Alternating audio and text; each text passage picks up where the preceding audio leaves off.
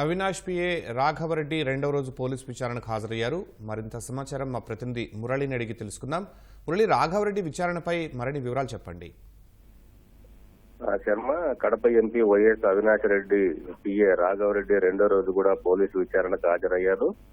Kadapa cyber crime police station లో ఉదయం 10 గంటలకు ఆయన విచారణకు వచ్చారు. ఆయన వెంట న్యాయవాది ఓబులెడ్డితో పాటు పులివెందుల నుంచి వైసీపీ కార్యకర్తలు కూడా పెద్ద ఎత్తున తరలి వచ్చారు. నిన్న కూడా పెద్ద ఎత్తున పార్టీ కార్యకర్తలందరూ కూడా పోలీస్ స్టేషన్ వద్ద గుమిగూడి ఉన్నారు. ఆ సమయంలోనే నిన్న ఉదయం 10 గంటల నుంచి రాత్రి 9 గంటల వరకు, అంటే దాదాపు 11 గంటల పాటు నిన్న రాఘవరెడ్డిని పోలీసులు ప్రశ్నించారు. ప్రధానంగా పులివెందుల డిఎస్పీ మురళీ నాయక్, అదేవిధంగా అదనపు ఎస్పీ ప్రకాష్ బాబు ఈ రాఘవరెడ్డిని ప్రశ్నించారు.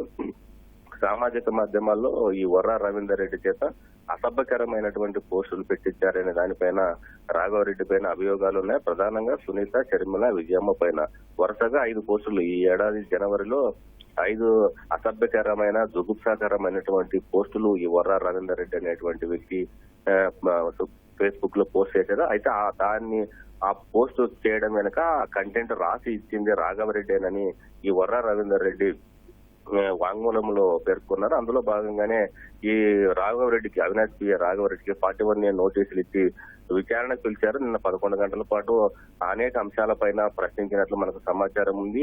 ఆయన పెట్టినటువంటి పోస్టులు, వర్రా రవీందర్ రెడ్డి పెట్టినటువంటి పోస్టులు ఆయన ముందర పెట్టి ఎందుకు ఇలాంటి పోస్టులు పెట్టాల్సి వచ్చింది, జగన్ కుటుంబ సభ్యులైన, జగన్ బంధువులైన మహిళల పైన ఎందుకు ఇలాంటి పోస్టులు పెట్టించడంలో నీ ఆంతర్యం ఏమిటి, నీ వెనక ఎవరున్నారు, ఎవరి ప్రోద్బలంతో ఇలాంటి పోస్టులు పెట్టించారనే దానిపైన రాఘవరెడ్డిని సుదీర్ఘంగా ప్రశ్నించినట్లు మనకు సమాచారం ఉంది. ఇవాళ కూడా రెండో రోజు కూడా మరికొన్ని అంశాలపైన ప్రశ్నించడానికి పులివెందుల డిఎస్పీ ఇప్పటికే క్వశ్చనీర్ కూడా తయారు చేసుకున్నట్లు మనకు సమాచారం ఉంది.